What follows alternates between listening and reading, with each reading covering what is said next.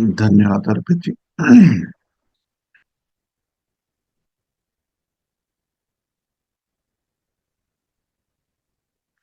आज का साधन शुरू करते हैं। जब भी भजनों का सिलसिला चालू होता है, प्रार्थना हम लोग उनसे करते ही हैं, भजनों के माध्यम से। अधिकतर स्कूलों में जाना होता है तो बच्चों से भी पूछना होता है कि जब भी हम स्कूल आते हैं तो सबसे पहले प्रार्थना क्यों कराई जाती है। तो बच्चे प्रार्थना तो कर रहे हैं सालों से, लेकिन वो क्यों कराई जाती है इसकी स्पष्टता उनको नहीं होती। लेकिन फिर भी कुछ बच्चे उसमें से बता देते हैं जो भी सात्विक असर रखते हैं कि हम सबकी मन की अवस्था अलग अलग दिशाओं में चल रही होती है परिस्थिति के हिसाब से। लेकिन जैसे ही हम प्रार्थना करते हैं, स्कूल आते हैं, तो हम उन सब अवस्थाओं को भूलते हुए उस अवस्था में स्थापित होने का प्रयास करते हैं कि अब हम कुछ नया सीखने को तैयार हैं। और वो जगह, वो स्कूल, या फिर आज की तारीख में तो हम कह लें कि ये जो ऑनलाइन हम साधन करते हैं, तो ये भी वक्त हमारे लिए बहुत ही महत्वपूर्ण होता है। जिस समय हम कुछ सीखने को तैयार होते हैं, कुछ नया जानने को तैयार होते हैं, और उस विषय को अपने जीवन में उतारने के लिए तैयार होते हैं। आज भी हम सबने प्रार्थना की है, और एक बार कोमलता से अपनी आंखें बंद करके भगवान को अपने समक्ष महसूस करके उनकी जो कृपा बरस रही है, उनका जो ज्ञान हमारे चारों तरफ से सुनाई देता ही है, हमें उसको और गहराई से समझ पाए, और गहराई से अपने जीवन में उतार पाए, इस इच्छा को रखते हुए अपने को तैयार करके आज के साधन में हम प्रवेश करें। हे परम पूजनीय भगवान देवात्मा, आपका जो रूप, आपके जो गुण, आपकी जो शिक्षा हम सबको मिली है, उसके असरों का जो असर हम देख पा रहे हैं अपने जीवनों में, ये सदा बढ़ता रहे। सदा इस दिशा में हम आगे बढ़ते रहें, ऐसा आशीर्वाद आप सदा हम पर बना के रखें। हम पल पल अपने को परख सकें, अपने को जांच सकें, हम उस अंतर को दूर कर सकें जो एक देवात्मा के स्वभाव और एक मनुष्यात्मा के स्वभाव में है। और हमारा निरंतर प्रयास इस अंतर को कम करता है। हमें बल दो कि हम इस प्रयास में निरंतरता से लगे रहें। कोई भी निम्न भाव, कोई भी निम्न गति जो इन भावों को कम करे, उनसे हमें मोक्ष दो। हमें समझ दो कि हम उसको पहचान सकें, उनसे निकल सकें। आपका शुभ हो, हम सबका शुभ हो। धन्यवाद। सभी धीरे धीरे आंखें खोल लेते हैं। आज का विषय शुरू करें तो इससे पहले हम पिछले विषय को एक बार थोड़ा सा और देख लेते हैं, क्योंकि एक धर्म संबंधी के माध्यम से बात निकल के आई थी कि जो पिछला विषय था उसमें कुछ चीजें अधूरी रह गई थी, जो क्लियर नहीं हुई थी।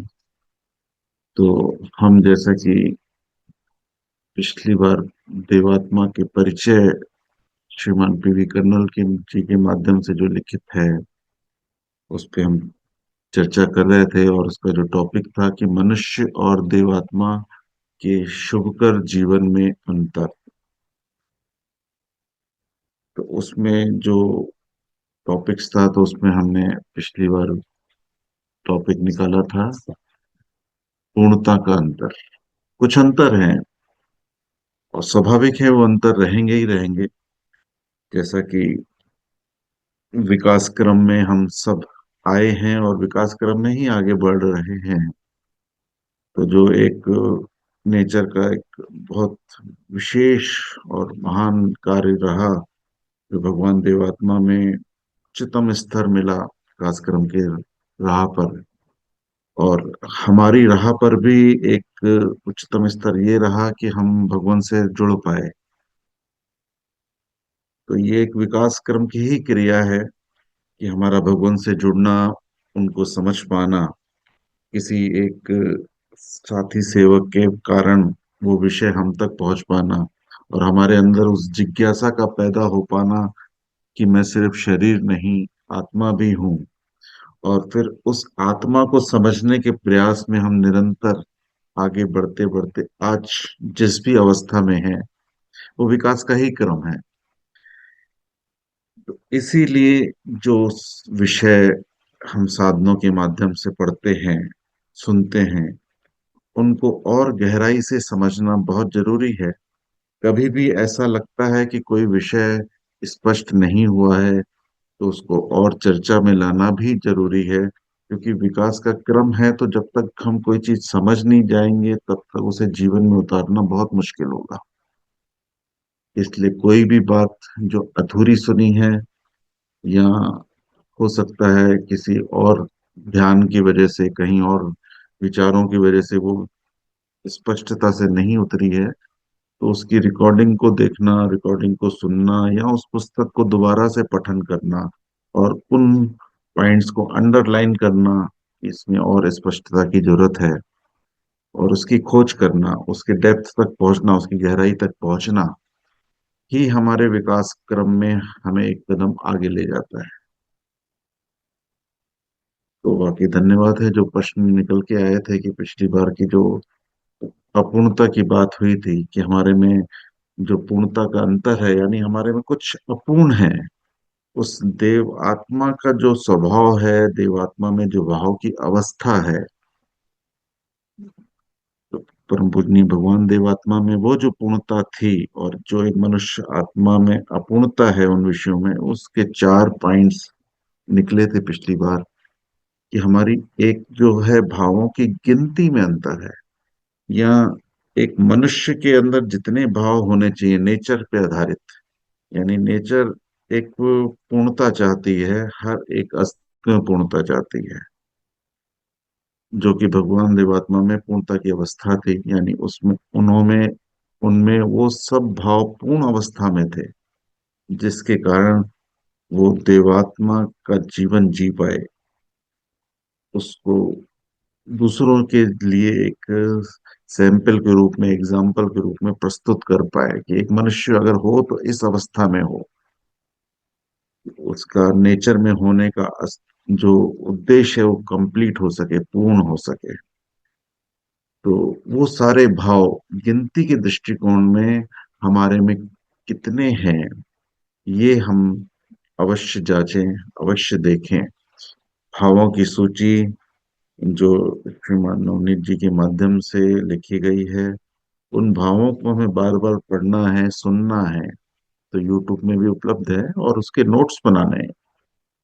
अगर उन भावों को लिखकर उसके नोट्स बनाएंगे, तो उसमें से कई भाव हमें दिखेंगे कि मेरे जीवन में वो उपलब्ध हैं, और कई भाव ऐसे दिखेंगे जो आंशिक रूप से उपलब्ध हैं, और कई भाव ऐसे दिखेंगे जो बिल्कुल ही नहीं है।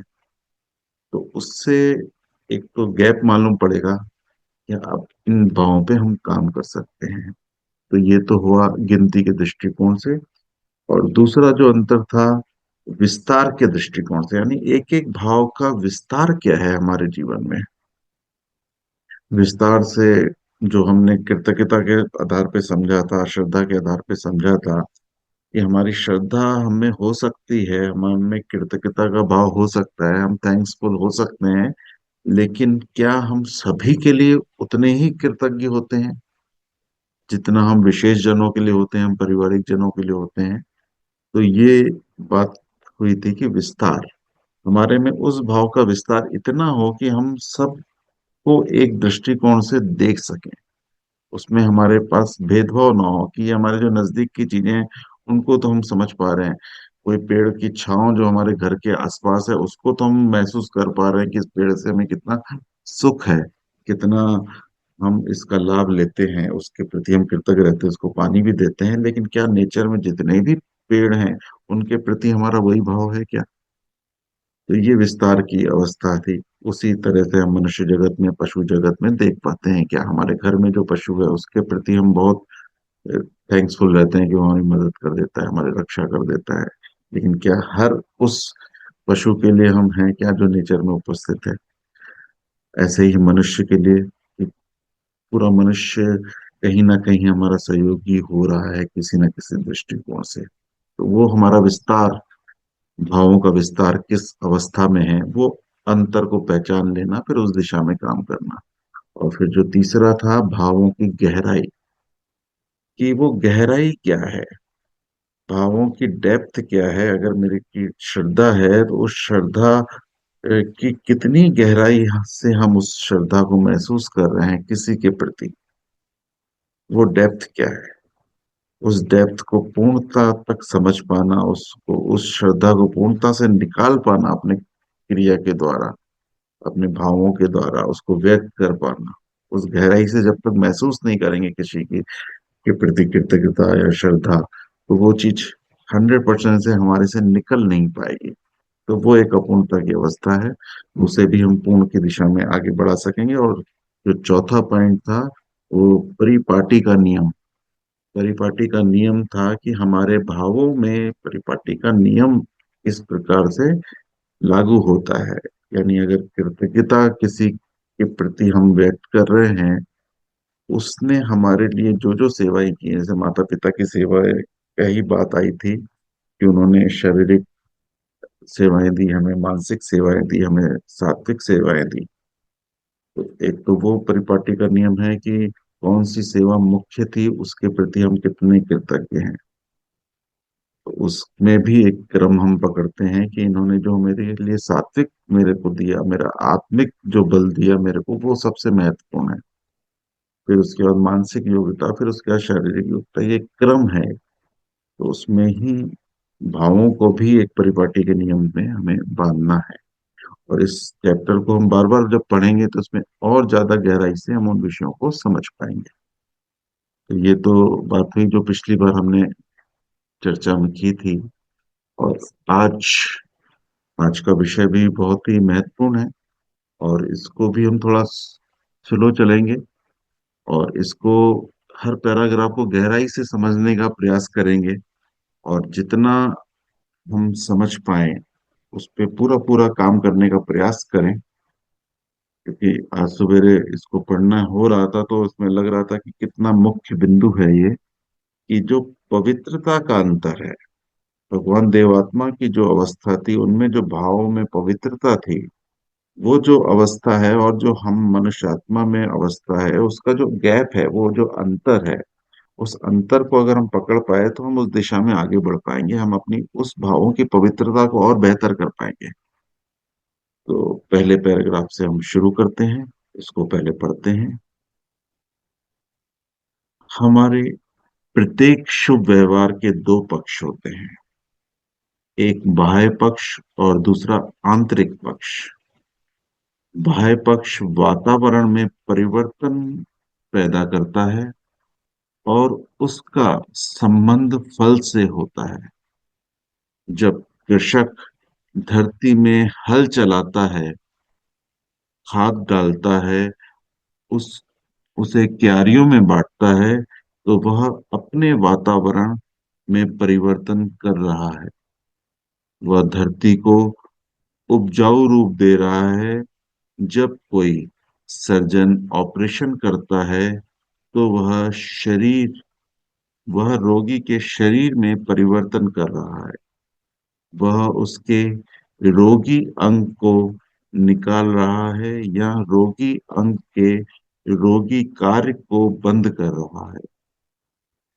ऐसे परिवर्तन में वह उसे स्वस्थ बना रहा है।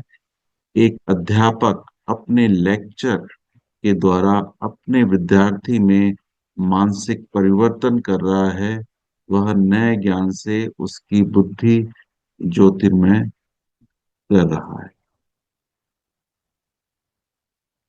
तो ये जो बाह्य पक्ष है वो वातावरण को तैयार करता है। जैसे हम बैठते हैं अभी, जो भजन गाते हैं, उससे एक माहौल बदलने का प्रयास करते हैं, क्योंकि हमारे में से वो नीच नीच भाव, जो निम्न भाव है, वो हटे और उच्च भाव बढ़े। हमारा उद्देश्य वही है कि हम अपने अस्तित्व में एक वो परिवर्तन चाहते हैं जो सदा के लिए हमें उच्च दिशा में ले जाए।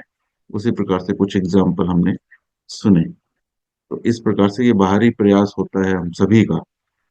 तो इसके आगे अगले पैराग्राफ में हम आगे समझने का प्रयास करते हैं। हम जो भी व्यवहार करते हैं वह उपस्थित अवस्था में परिवर्तन पैदा करता है। जो भी व्यवहार कर रहे हैं उससे उपस्थित जो हमारा अवस्था है उससे परिवर्तन पैदा करता है।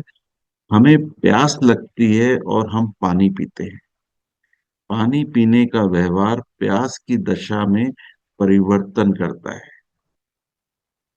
बहुत ही ध्यान से समझिएगा। हमें प्यास लगती है, हम पानी पीते हैं। पानी पीने का व्यवहार प्यास की दशा में परिवर्तन करता है। हमें भूख लगती है और भोजन खाने का व्यवहार उस दशा में परिवर्तन करता है। अतएव हम अपनी क्रियाओं और व्यवहारों के द्वारा वातावरण में परिवर्तन करके फल पैदा करने का प्रयास करते हैं। यानी जो भी हम अभी वातावरण में बैठे हैं, जिस माहौल में बैठे हैं, हम सुनने की अवस्था में बैठे हैं, तो ये सारा प्रयास, हमें एक प्यास है, हमें एक आत्मा को बेहतर बनाने की प्यास है। तो जो भी हमारे प्रयास चल रहा है उस अवस्था को परिवर्तित करने के लिए चल रहा है। जो भी हमारी वर्तमान अवस्था है उससे और अपर अवस्था में, उससे ऊपर की अवस्था में जाने का ये प्रयास है। आगे बढ़ते हैं। व्यवहार का केवल बाह्य पक्ष ही नहीं होता, आंतरिक पक्ष भी होता है। एक तो हम बाहर से बैठे हुए हैं, सब लोग बैठे हुए हैं, हम सबका बैठने का पोस्टर अलग अलग हो सकता है, लेकिन लगभग हम सुनने के प्रयास में बैठे हुए हैं। ये तो एक बाहरी पक्ष हो गया। अब इसी के साथ ही पुस्तक में बताया जा रहा है कि इसका एक आंतरिक प्रयास भी है। व्यवहार का आंतरिक पक्ष उसके भाव हैं। प्रत्येक व्यवहार भावों से परिचालित होता है। कृषक का खेती में काम करना किसी फल की कामना के कारण होता है। डॉक्टर अपने रोगी का इलाज एक या दूसरे भाव से करता है। एक ही शुभ व्यवहार भिन्न भिन्न भावों के कारण हो सकता है। डॉक्टर एल्बर्ट शूटकर अपना सभ्य देश छोड़कर अफ्रीका के जंगलों में जाकर वहां के रोगियों का इलाज दया के भाव से कर रहे हैं। परंतु प्रत्येक डॉक्टर ऐसे सात्विक भाव से रोगियों का इलाज नहीं करता।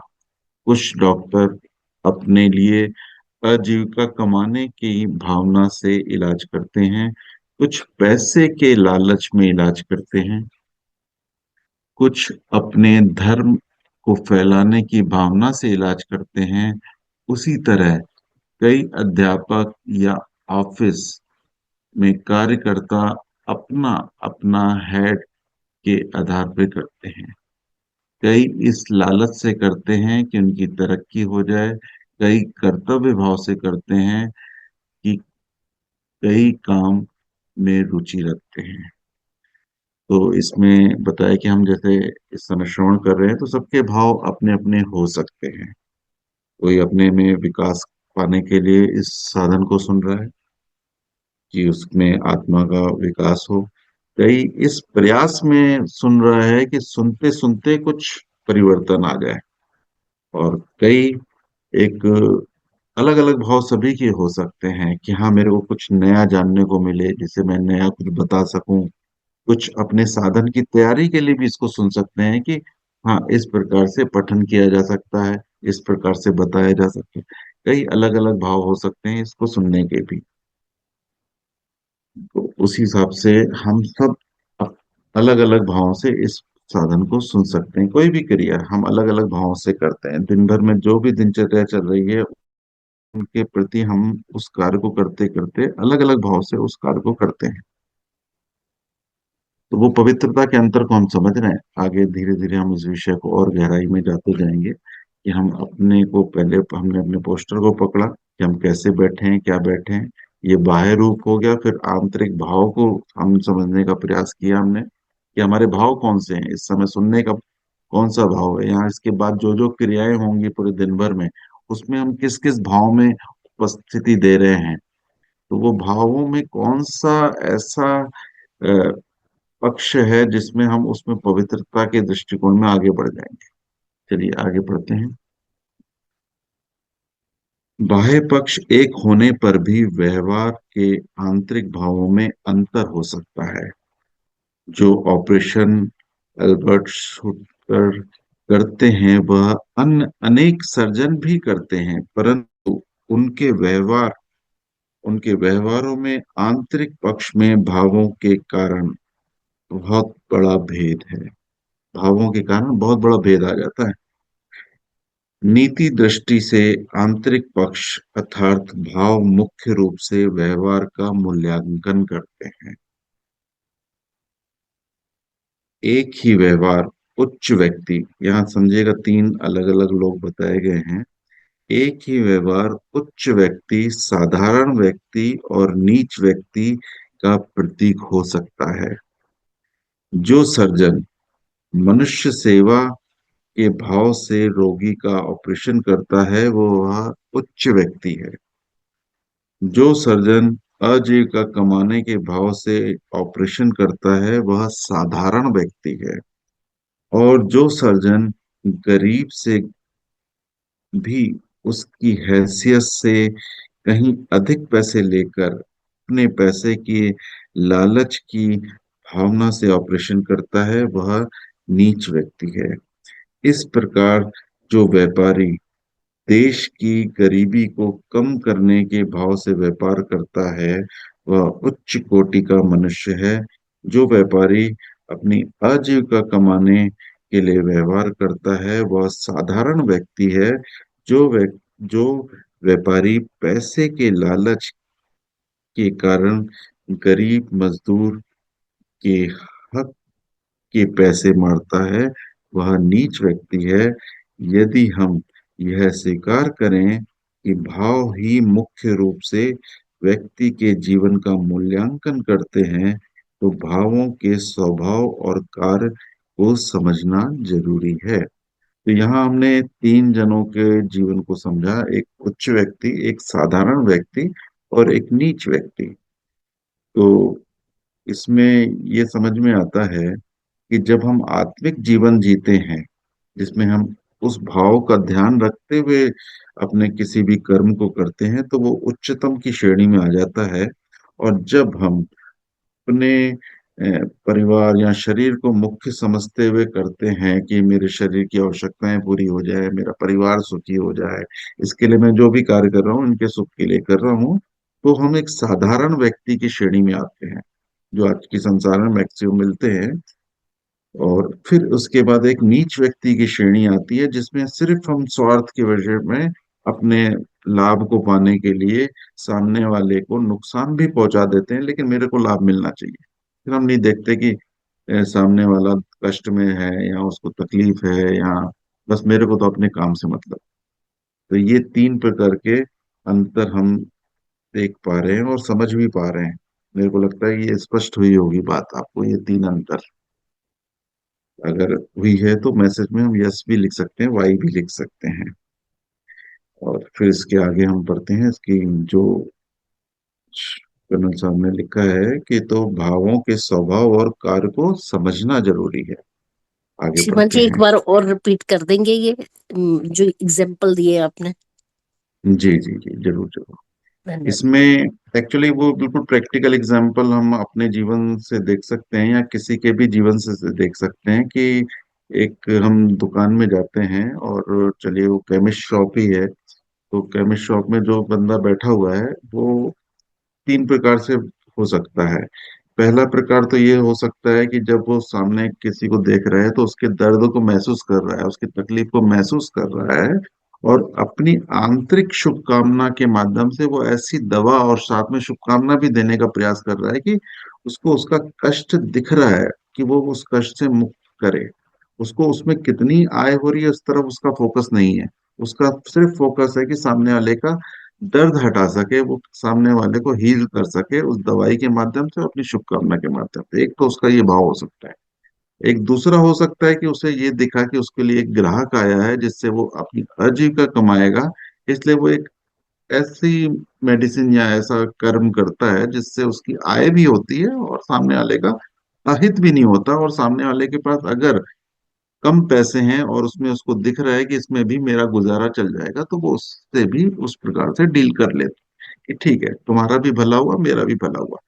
और तीसरा वो है कि उसको सामने वाले में सिर्फ ये दिखा कि ये मेरे कमाई का मौका है, उसके पास पैसे नहीं भी हैं, उसके बावजूद वो उसको ऐसा खुराक देता है, उसको जरूरत भी नहीं है लेकिन कम से कम उससे वो कमाई अपनी बढ़ा लेगा, और सामने वाले को उसको तकलीफ नहीं दिख रही है उसमें, कहीं भी वो मिलावट करके या कुछ ऐसी चीजें दे सकता है जिसमें उसकी ज्यादा कमाइयां हो रही हो, उसको सामने वाले का कष्ट महसूस ही नहीं हो रहा, सिर्फ अपना स्वार्थ दिख रहा है कि इससे मेरे को तो कमाना है।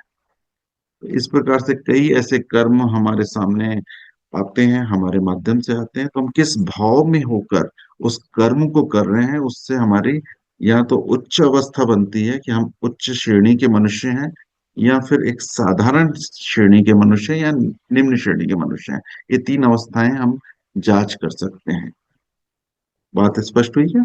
जी धन्यवाद श्रीमान जी, बिल्कुल हो गई धन्यवाद। जी, धन्यवाद। शुभ। तो आगे हम पढ़ते हैं। भावों का स्वभाव यह है कि वह तृप्ति चाहते। यहाँ ये बात स्पष्ट सुनिएगा कि भावों का स्वभाव है, मतलब हमारे अंदर जितने भी भाव हैं, चाहे वो श्रद्धा का है, कृतज्ञता का है, या जितने भी हमारे में संख्या के आधार पर भाव हैं, वो हर भाव तृप्ति चाहता है। हमें खुशी क्यों होती है कि हमारा कोई भाव तृप्त हो पाता है, इसलिए हमें खुशी होती है। जब हम किसी को धन्यवाद करते हैं ना, तो हमें खुशी होती है कि मैं अपना कृतज्ञता का भाव व्यक्त कर पाया, और उस कृतज्ञता का भाव अपने आप में तृप्त हो गया मेरे अंदर जो है। ऐसे ही श्रद्धा, कोई आया, मैंने उसका बहुत श्रद्धा सम्मान किया, उसके गुणों की व्याख्या की, उसकी जो भी श्रद्धा के अंतर्गत हमसे कर्म हो सके वो हमने पूर्ण किए, तो हमारा अंदर से श्रद्धा का भाव तृप्त हुआ, उसमें अधूरापन नहीं रहा। तो वो हर भाव अपनी तृप्ति चाहता है। वह शक्तिमय होते हैं, हमारे भाव शक्तिमय होते हैं, वह तृप्ति ढूंढे बिना नहीं रह सकते।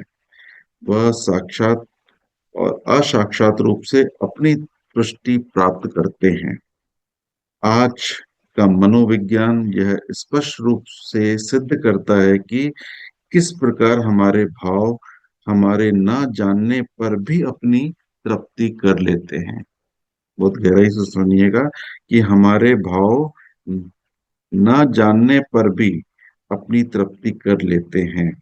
पुनः हमारे भाव अलग अलग नहीं रहते, वह गठन के रूप में रहते हैं।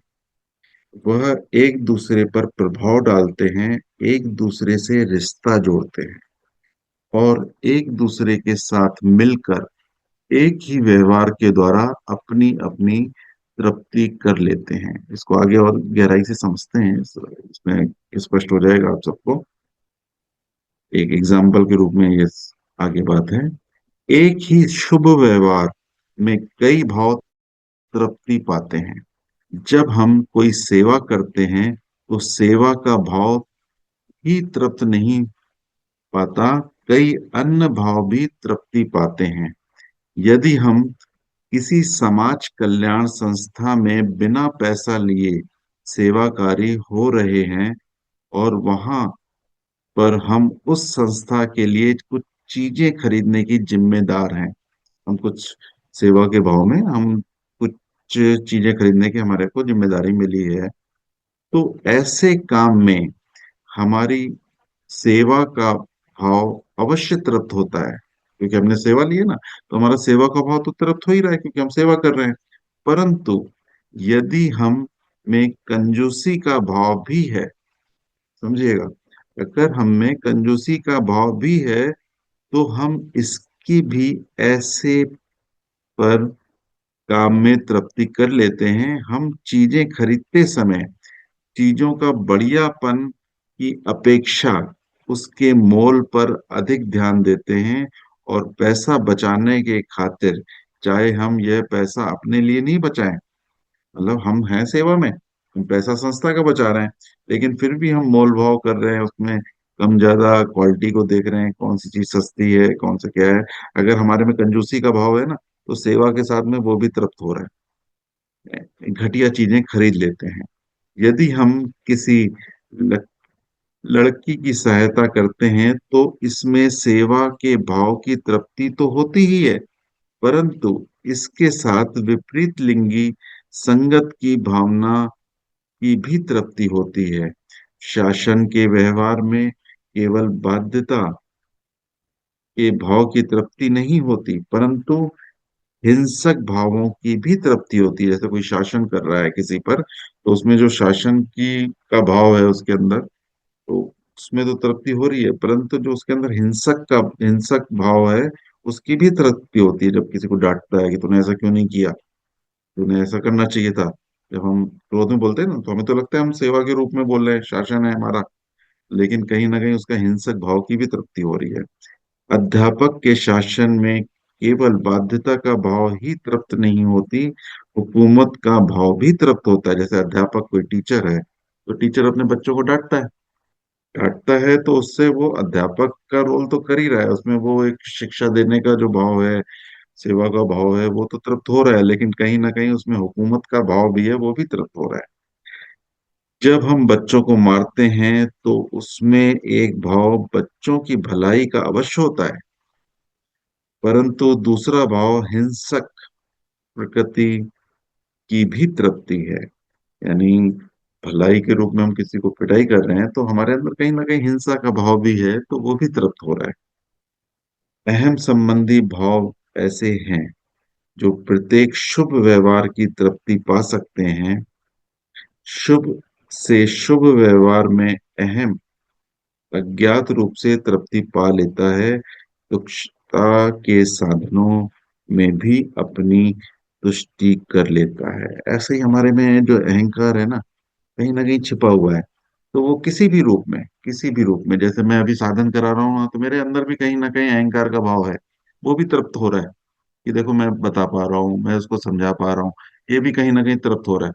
मतलब वो हमें इंटेंशनली नहीं है, लेकिन वो कहीं ना कहीं जो भी भाव हमारे अंदर है, वो अपने आप में तृप्ति की तरफ आगे बढ़ रहे हैं। स्पष्ट हुआ सभी को ये विषय? ये जो अभी लास्ट चैप्टर हमने पढ़ा, उसमें स्पष्टता आई होगी कि हमारे जो भी भाव हैं अंदर, हमारे जितने भी भाव हैं, निम्न भाव हो चाहे उच्च भाव हो, सब पूर्णता की ओर है, मतलब वो सब अपनी तृप्ति चाहते हैं। वो कहीं ना कहीं हमारे सेवा भाव में भी वो तृप्त होने का प्रयास करते हैं, और वो पा ही लेते हैं, तृप्ति पा ही लेते हैं। इंटेंशनली नहीं होता, लेकिन कहीं ना कहीं तृप्ति पा लेते हैं। इसलिए वो निम्न भाव से मोक्ष क्यों बोला गया है, कि वो हो ही ना, उससे मोक्ष मिल जाए, उसमें फिर वो तृप्ति वाला वही चैप्टर ही ना है, कि में से हिंसा का भाव खत्म ही हो जाए, तो वो चीज स्वभाव में आएगी ही नहीं, वो हमेशा नर्म बना रहेगा। तो ये बहुत ही गहरी चीज है, जो कि अगर समझ में आ गई, तो हमारे जीवनों में भावों पे बेहतर काम हो पाएगा। तो हम आगे का चैप्टर आगे पढ़ते हैं। यदि हम अनुभव कर सकें, तो हमारे भाव अलग अलग नहीं रहते, परंतु एक दूसरे पर भाव डालते हैं, और एक ही व्यवहार द्वारा तृप्ति ढूंढते और पाते हैं। तो हमें मनुष्य और देवात्मा के शुभ व्यवहारों के आंतरिक पक्ष का भेद समझ आ सकता है। इस पैराग्राफ को दोबारा पढ़ते हैं। यदि हम अनुभव कर सकें कि हमारे भाव अलग अलग नहीं रहते, परंतु एक दूसरे पर प्रभाव डालते हैं और एक ही व्यवहार द्वारा तृप्ति ढूंढते हैं और पाते हैं। तो हमें मनुष्य और देवात्मा के शुभ व्यवहारों के आंतरिक पक्ष का भेद समझ में आ सकता है। आंतरिक पक्ष का भेद, आगे बढ़ते हैं। हम मनुष्य आत्माओं में सात्विक और असात्विक दोनों भाव हैं, समझिएगा। सात्विक और असात्विक दोनों भाव हैं। मनुष्यों में श्रद्धा, कृतज्ञता, पर कष्ट निवारण, पर अभाव निवारण निवारण का भाव है। इसी प्रकार उसमें न्याय मूलक बोध शक्तियां जैसे कर्तव्य बोध, बाध्यता बोध आदि भाव हैं। लेकिन इस दुर्लभ और अमूल्य भावों के साथ मनुष्य में वासनाएं और उत्तेजनाएं भी हैं, जो हमें साथी मनुष्यों और इनसे नीच इनसे नीचे के जगत के अस्तित्वों की हानि करने पर प्रेरित करती हैं। अच्छा वेतन पाकर भी, अच्छे पैसे रखकर भी हम पैसे के लोभवश रिश्वत लेते हैं, अमानत में खयानत करते हैं, दूसरों का पैसा या जमीन मार लेते हैं। हम चीजों में मिलावट करके ग्राहकों को धोखा देते हैं, मजदूरों का हक मारते हैं। इसी प्रकार का काम भोग की वासनाएं हमें समाज में लिंगी संबंधी शुभ नियमों को तोड़ने में प्रेरित करती हैं। असीमित काम भोग से हमारे शरीर की हानि कर लेते हैं, मैथुन संबंधी रोगों में ग्रस्त हो जाते हैं, किसी विवाहित स्त्री को बेवफा बनाकर उसके घर और बच्चों का जीवन दुखी बना देते हैं, किसी निर्दोष लड़की की इज्जत खराब करके उसके भविष्य अंधकार कर देते हैं, और वैवाहिक जीवन में अधिक द्वारा अपनी और वैवाहिक साथी की हानि कर लेते हैं। हम अपने बच्चों, अपने विवाहित साथी के मोह में पड़कर उनके पक्षपाती बन जाते हैं और इस मोह की तृप्ति में अनुचित सामाजिक व्यवहार करते हैं। इसके अतिरिक्त यह मोह संबंधी अस्तित्व अस्थायी है। इनमें जादुई पर हम जीवन और सफलता के जोखों में डाल लेते हैं। हम में हिंसक प्रवृत्ति जो क्रोध, कठोरता, द्वेष, घृणा तृप्ति पाती है। इसी प्रकार हमारे अहम, प्रेम, स्वार्थ, मिथ्या प्रशंसा, घमंड, स्वेच्छाकारिता तृप्ति ढूंढते हैं। अर्थात परंपरा परंपरागत शब्दों में काम, क्रोध, मोह, माया, ईर्ष्या, अहम की वासनाएं और उत्तेजनाएं हमारे जीवन के भाग हैं। देव धर्म की भाषा में ऐसी सब प्रेरणाएं, उत्तेजनाएं जो हमें अपनी और दूसरे की हानि करने पर प्रेरित करती हैं और हमें सत्य और शुभ से विपथ करती हैं, वह नीच अनुराग, नीच घृणाएं कहलाती हैं। यहाँ हमने ये समझा कि नीच अनुराग और नीच घृणाएं क्या कहलाती हैं और कैसे हमारे जीवन में आ जाती हैं। कि प्रत्येक मनुष्य में जो उच्च भाव है उसके साथ साथ में उसमें निम्न भाव भी उपस्थित हैं और उपस्थिति के कारण तो वो स्वार्थवश उन तृप्तियों के लिए, मतलब जो हम शरीर समझ के जीवन जीते हैं ना, तो शरीर समझते हैं, तुम्हारे आसपास के जो शरीर हैं उसके आधार पर हम उस निम्न भावनाओं की तृप्ति की पूर्णता चाहते हैं। और वो अनजाने में भी होती है, अनजाने में भी होती है। हम कार्य तो दूसरे कार्य के लिए कर रहे हैं, लेकिन कहीं ना कहीं वो निम्न भाव हमारे साथ जुड़े रहते हैं, तो वो दोनों चीजें अपने आप में तृप्त करती जाती हैं। हमारा उद्देश्य नहीं होता, लेकिन वो क्योंकि अंदर की भावनाएं हैं ना, वो अपने को तृप्त करने का प्रयास करती हैं। तो इसलिए वो नीच अनुराग और नीच घृणाएं कहलाती हैं। और उसी से हमारा जो जीवन शैली है, जीवन का काम करने का तरीका है, वो बदल जाता है। तो हम निम्न की ओर चले जाते हैं। स्पष्ट है कि मनुष्यों में केवल सात्विक भाव ही नहीं, वह हम में अनेक नीच अनुराग, नीच घृणाएं भी हैं। इस अवस्था में हमारे सात्विक भावों पर नीच अनुरागों और नीच घृणाओं का प्रभाव पड़ता है। अहम संबंधी नीच अनुरागों की अपेक्षा अधिक विश्वव्यापी है। यह भाव सात्विक भाव के व्यवहार में अपनी तृप्ति ढूंढ लेता है। यह भाव सात्विक भाव के व्यवहार में अपनी तृप्ति ढूंढ लेता है। ध्यान दीजिएगा इस बात पे। भगवान देवात्मा सब प्रकार के नीच भावों और नीच घृणाओं से मुक्त हैं। यानी ये देवात्मा का जो स्वभाव है, यानी देवात्मा का जो अंतर है, वो ये है कि उसमें निम्न भाव और नीच घृणाओं से मुक्त है। यानी अगर हम उस दिशा में बढ़ रहे हैं आगे, उस अंतर को कम करने का प्रयास कर रहे हैं, तो हमें उन बातों को पकड़ना है जो हमारे हृदय के अंदर हैं, तो हमारे अस्तित्व में हैं, तो वो निम्न भाव हैं।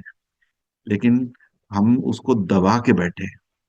दबाना नहीं है, उससे मुक्त होना है। जब मुक्त होते हैं तो उसके पनपने की संभावना खत्म होती है। जब हम दबाते हैं तो वो जाने अनजाने में वो फिर अपनी तृप्ति कर लेते हैं। वहीं से हम वापस रिवर्स हो जाते हैं।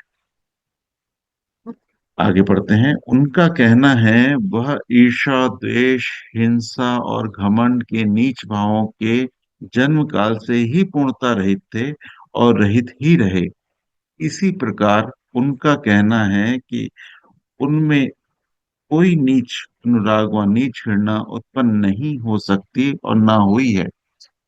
जब मनुष्य आत्मा और देवात्मा के भाव विषयक मनोविज्ञान में यह अंतर है, तो इससे स्पष्ट है कि देवात्मा के शुभ व्यवहार मनुष्य के शुभ व्यवहार के बाह्य पक्ष में एक होते हुए भी, यानी बाहरी पक्ष से एक देवात्मा अगर कोई सेवा में दिख रहे हैं और एक मनुष्य आत्मा भी से उसी सेवा में दिख रहा है, तो बाहरी रूप से तो दोनों की सेवा दिख रही है, लेकिन आंतरिक पक्ष में बिल्कुल अनोखे हैं।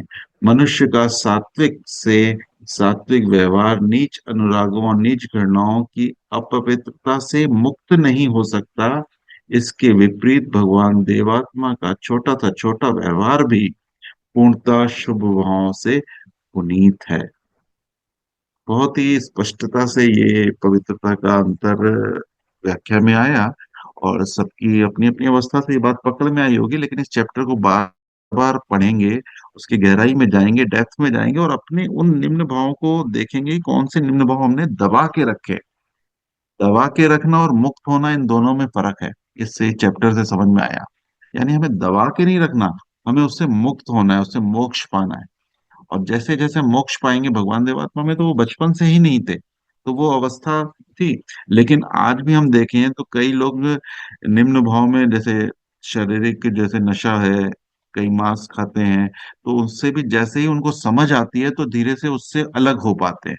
तो यानी आज भी हम जिस अवस्था में हैं, अगर हमें ये समझ आ गई कि ये निम्न भाव इस प्रकार से अपनी पूर्ति कर सकते हैं, अगर मैंने दबा के रखा तो यानी वो फिर भी निकलेंगे कभी ना कभी, किसी ना किसी स्थिति में सेवा के रूप में ही निकलेंगे। कि सेवा भी हो रही है, मेरा अहंकार भी बढ़ रहा है, सेवा भी हो रही है, हमें गिरना भी हो रही है कि उससे अच्छी सेवा कर लूं मैं, मेरी सेवा उससे अच्छी दिखनी चाहिए। तो ये निम्न भाव अगर दबा के रखे हैं तो कहीं ना कहीं निकलेंगे, भले हम सेवा में भी। तो हमें उससे मुक्त होना है, उससे आजाद होना है, तो वो हम पूर्णता की अवस्था में आएंगे।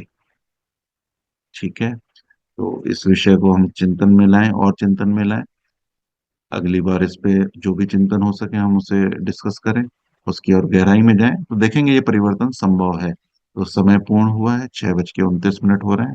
तो मैं चाहूंगा श्रीमान जी आगे अपनी बात रखें। धन्यवाद। शुभ संकल्प। बहुत बहुत धन्यवाद श्रीमान जी। बहुत ही सुंदर पुस्तक है, जो मेरी फेवरेट बुक्स हैं। सबसे श्रेष्ठ बुक्स है भगवान देवात्मा की जीवन गाथा, मुझ में देव जीवन का विकास।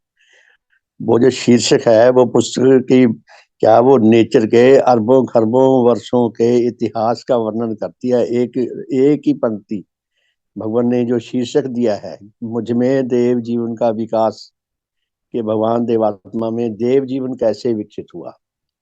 नेचर का मुझे जो उनकी शरण में आकर उनकी शिक्षा को जानकर समझकर जो मुझे बात कुछ कुछ समझ आने लगी है, वो ये कि ये जो नेचर है ये एक है।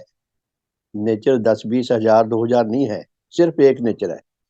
और जो कुछ भी है वो इसी नेचर के कारण है। जो कुछ भी है वो इसी नेचर की कोख से पैदा हुआ है, डायरेक्टली और इनडायरेक्टली। हम हम मनुष्य जो हैं वो नेचर की कोख से पैदा हुए हैं। चाहे हमें हमारे माता पिता ने जन्म दिया है, लेकिन अल्टीमेटली लास्ट में वहीं जाते हैं सब, नेचर की कोख से पैदा हुए हैं सारे।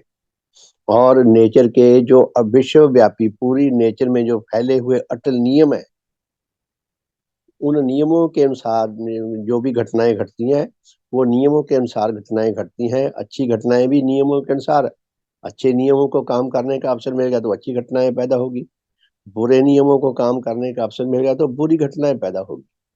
और ये हमारा दुनिया में पहला जन्म है, यही अंतिम जन्म है।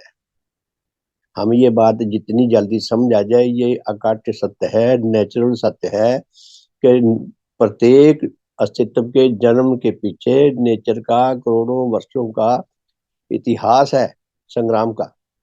और करोड़ों वर्षों की जीवन यात्रा जो चली है, जहां से जीव पैदा हुआ इस धरती पे, पहला जो जीव जो जिंदा जीव पैदा हुआ, वहां से लेकर हम तक जो जीवनी शक्ति या आत्मा यात्रा करते करते पहुंची है, इसमें कहीं भी बीच में ब्रेक नहीं आया, तो निरंतर आया है। तो जीव के पैदा होने की एक विशेष एक प्रक्रिया है, एक विशेष क्या कहें भी, एक विशेष सिस्टम के तहत हर बार नया जीव पैदा होता है। हम ये तो जानते हैं कि जब शमशान में संस्कार करने जाते हैं, हर बार नया नया मुर्दा होता है, जिसको जो ऐसा नहीं है कि एक हम मृत व्यक्ति को जलाए, 4-6 महीने बाद फिर उसको उठा के जा रहे हैं, फिर जलाने जा रहे हैं, फिर संस्कार कराए, उसकी राख नदी में भी बहाए, 4-6 महीने बाद फिर जा रहे हैं। ऐसा नहीं है। नेचर में हर भी नया जीव होता है। मरा हुआ जो जो मर जाए, वो फिर दोबारा कभी पैदा नहीं हो सकता, क्योंकि मर जाए जो जीव, इसका अर्थ ये है कि उसके शरीर में अगर उसने जिंदा होना है, उसकी बॉडी के अंदर जितनी भी कोशिकाएं हैं, लाखों करोड़ों कोशिकाएं हैं, वो सारी की सारी अलाइव हों, जीवित करी जाए पहले, फिर उसके अंदर प्राण फूके जाए। ये असंभव है। तो पूज्य भगवान सारी सिस्टम की बातें बता के हमें क्या समझाना चाहते हैं कि नेचर में सदा जीवित रहने के भी अपने नियम है, वो हम जान लें।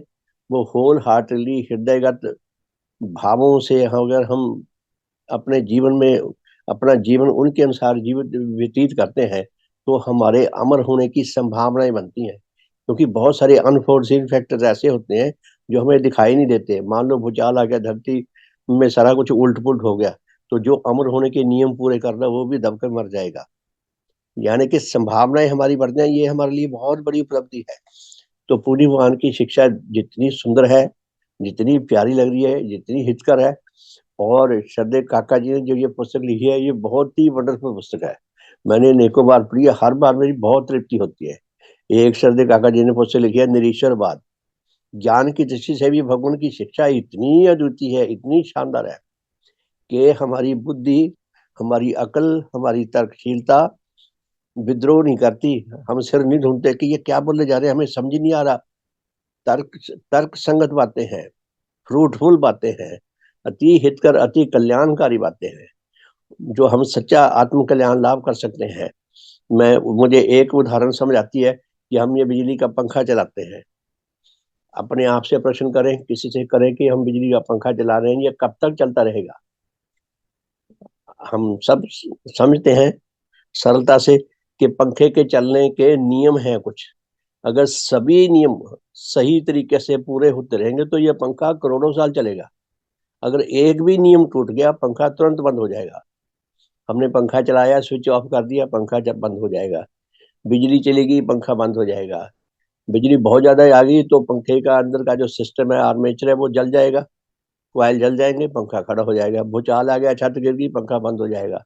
यानी कि पंखे के चलने के जो नियम है सारे के सारे, अगर विधि पूर्वक पूरे होते रहेंगे तो ये पंखा करोड़ों साल चलेगा, सदा सदा के लिए भी चलता रह सकता है। तो पूज्य भगवान देवात्मा हमें यही बता रहे हैं कि हमारी आत्मा में जो अधूरापन है, जो दोष हैं, जो कमियां हैं, जो रोग हैं, जो आत्म अंधकार है, जो निसुख राग है, जो नीच गिरनाएं है, ये सारी की सारी हमारी आत्मा की बीमारियां हैं। और प्रत्येक बीमारी है, अगर उसका समुचित सही रहते समय रहते रहते समुचित इलाज ना किया जा सके, तो प्रत्येक बीमारी प्राण लेकर पीछा छोड़ती है। और हमने आत्मिक बीमारियों से मुक्त होना है। और भगवान देवात्मा की यही अद्वितीय शिक्षा हमें इसी और प्रेरणा देती है। शारीरिक बीमारियों का इलाज तो बहुत है दुनिया में, बहुत डॉक्टर हैं, बहुत वैद्य हैं, कितनी पद्धतियां हैं इलाज करने वाली, लेकिन आत्मा की बीमारी के बारे में आज तक किसी को पता नहीं था, किसी ने बताया नहीं था।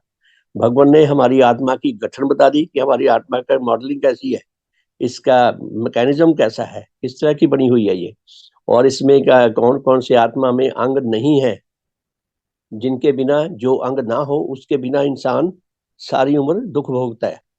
फिर उन्होंने बता दिया जो अंग है वो बिगड़ी दशा में है, हमने बिगड़ी दशा में जो अंग है वो भी सही करने हैं, स्वस्थ करने हैं, हेल्दी करने हैं। नेचर ने प्रत्येक अंग पर विशेष काम के करने के लिए धीरे धीरे हम आत्माओं में विकसित किया है। जैसे शरीर का प्रत्येक अंग कोई ना कोई काम, विशेष काम के लिए बना है, ऐसा नहीं बना भी फालतू के अंग लगे हुए ऐसे ही।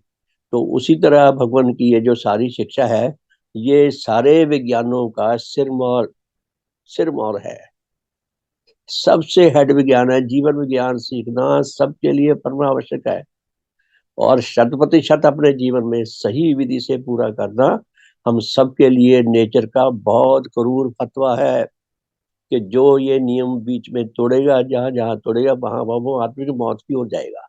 धर्म यही है, धर्म से हमें यही अपेक्षाएं करनी चाहिए, और हमें धर्म के प्रति इसी इसी दृढ़ संकल्प होकर, दृढ़ प्रतिज्ञ होकर, हमें अपने जीवन की रक्षा के लिए सबसे पहला संग्राम अपने लिए, और फिर अपने सभी परिजनों के लिए, फिर पूरे विश्व के लिए हमें संग्राम करना चाहिए। नेचर ने हमें यही आदेश दिया है। जो इस आदेश को भंग करेगा, जितनी स्पीड से भंग करेगा उतनी जल्दी करेगा। तो काश मैं अधिक से अधिक मात्रा में भगवान के दिए हुए देह प्रभावों को अपने जीवन में उतार सकूं, अपने भले के लिए जी सकूं। मेरा भला दूसरों के भले के बीच में से होकर आता है, उनके माध्यम से मुझे मिलता है। हम इस शाश्वत सत्य को समझ सकें, अपने जीवन में उतार सकें। तो बहुत बहुत धन्यवाद, शुभकामना करके आज के साधन को विराम देंगे। हे परम पूजनीय सतदेव श्री देव गुरु भगवान, आप अद्वितीय धर्म जगत के, अद्वितीय धर्म भवन के अद्वितीय शिल्पी हैं।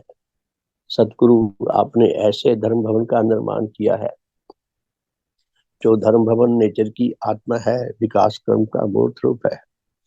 आपके द्वारा निर्मित यह धर्म भवन विनष्ट होने के लिए नहीं है, समय के साथ साथ और सुदृढ़ और सशक्त और मजबूत होने के लिए है। आपके द्वारा निर्मित यह धर्म भवन सदा विजयी रहने के लिए है। सतगुरु, विश्व में जितने भी अधिकारी आत्मा है, जितने भी सुपात्र जन हैं, जितने भी सच्चे धर्म के जिज्ञासु आत्मा है, मनुष्य है, उन सब के लिए आपके द्वारा निर्मित यह धर्म भवन एक अद्वितीय, अति सुंदर, अति हितकर, अति कल्याणकारी, उच्च जीवन रस प्रदान करने वाला, हमारे जीवन मार्ग को प्रशस्त करने वाला, उस पर चलने के लिए हमें आध्यात्मिक बल देने वाला स्थायी आश्रय स्थल है। भगवान, आपने अपने इस धर्म भवन में, आपने अपने इस धर्म जगत में हमें ग्रहण करके हम पर बहुत कृपा की है, हम पर बहुत एहसान किया है। आपको जितना धन्यवाद दें उतना कम है, आप पर जितना बलिहार जाए उतना ही कम है। सतगुरु, आप धन्य है, आप धन्य है, आप धन्य है, आप धन्य है। हे भगवान, आपका सब प्रकार से शुभ हो, सब प्रकार से हित हो, सब प्रकार से मंगल हो, सब प्रकार से कल्याण हो। आपके परम श्रद्धेय माता पिता, दादा दादी, नाना नानी तथा अन्य सब महान पूर्वजों का शुभ हो। आपके सब वंशीजनों का, आपके सब सांसारिक संबंधियों का, आपके सेवक सेविकाओं का, आपके श्रद्धावानों का, आपके अनुयायियों का, आपके विश्वासियों का, आपके अनुरागियों का, हमारे इस लोकवासी तथा परलोकवासी सब धर्म साथियों का, उन सब के पूर्वजों का, उन सब के वंशीजनों का, उन सब के सांसारिक संबंधियों का, उन सब के दोस्तों मित्रों शुभ चिंतकों का, सबका भले का मार्ग प्रशस्त हो, शुभ का मार्ग प्रशस्त हो। हे सतगुरु, हमारे श्रद्धेय माता पिता, दादा दादी, नाना नानी तथा अन्य सब पूर्वजों का, हमारे इस लोकवासी तथा परलोकवासी सब भाई बहनों का, उनके परिवारों का, उनके बच्चों का, उनके नाती पोतों का, हमारे सब वंशीजनों का, हमारे सब सांसारिक संबंधियों का, मनुष्य जगत का, पशु जगत का, वनस्पति जगत का, भौतिक जगत का, सबका शुभ का मार्ग प्रशस्त हो, भले का मार्ग प्रशस्त हो। हे सतगुरु, विश्व में जहाँ जहाँ कहीं अधिकारी आत्मा वर्तमान है, उन तक आपके धर्म प्रभाव शीघ्र से शीघ्र पहुंच सके, उन सबके भले का मार्ग खुल सके, उन सबको आपके महान मिशन में आकर सेवारत होने का, अपने मनुष्य जीवन को सफल करने का, सार्थक करने का, सच्चा आत्म कल्याण लाभ करने का, आपकी महिमा को, आपकी अद्वितीय महिमा को उपलब्ध करने का और सारे विश्व में फैलाकर आपकी प्रसन्नता को लाभ करने का सौभाग्य मिल सके। हे सतगुरु, सारे मनुष्य जगत को आपके विज्ञान मूर्त धर्म की छत्र छाया में आकर जीवन व्यतीत करने का, सच्चा आत्म कल्याण लाभ करने का सौभाग्य प्राप्त हो सके। हे दाता, हे भगवान, काश नेचर में कोई ऐसी विधि विकसित हो सके जिससे अनाधिकारी आत्मा भी अधिकारी बन सके, उन सबके भले का मार्ग भी प्रशस्त हो सके, सबका शुभ हो, सबका हित हो, सबका मंगल हो, सबका कल्याण हो। भगवान देवात्मा की जय। भगवान देवात्मा की जय। भगवान देवात्मा की जय। भगवान देवात्मा की जय।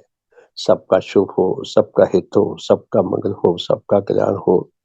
हमारे शुभ परिवार का शुभ हो। हमारी यह धर्म यात्रा निरंतर चलती रहे, सदा सदा चलती रहे और सारे मनुष्य जगत को इस धर्म यात्रा के साथ जुड़कर सच्चा आत्म कल्याण लाभ करने का सौभाग्य प्राप्त हो सके। हम सब में उच्च मेल आए, उच्च एकता आए, उच्च प्रेम आए। सबका शुभ हो, सबका भला हो। सबका बहुत बहुत धन्यवाद। तो आज शाम को मिलेंगे जी 4:30 बजे और फिर रात को मिलेंगे 8:40 से 9:30 बजे तक।